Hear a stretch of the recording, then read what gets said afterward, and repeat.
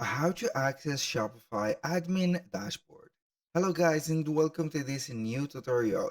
In today's video, I'm going to show you how easy it is to access or to get the access to your admin dashboard on Shopify. So all you need to do is to follow up the tutorial from the beginning till the end and you are going to be good to go. The first thing that you need to do is to head over shopify.com, and here we have the landing page of our Shopify. So the second thing is to need in here an account on the platform. If you do have a platform, click on login. If you do not, click on start free trial. And here you are going to sign up for an account. I'm going to select here the login option. So you are going to see here that the traditional option is enabled, like setting up the email and continue the email.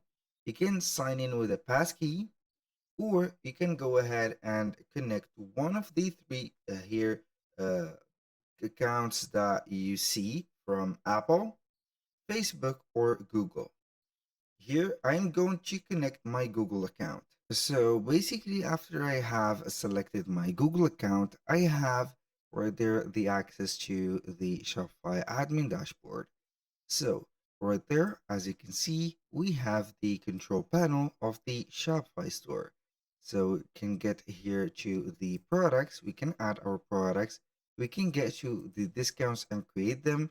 You can also set up the content or upload the files to our Shopify store from the images, videos, and also the most important thing, we can get the access to the online store, select the themes, create some pages, block pages, and regulate the navigation and control the menus.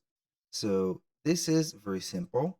Also, I want to let you know that you need to take care of the settings of your store. For example, you are going to visit here the settings for the store details, like the name of the store and the payment methods. These are very necessaries. Or here, for example, the payment methods, you're going to choose a provider, and that provider should be valid.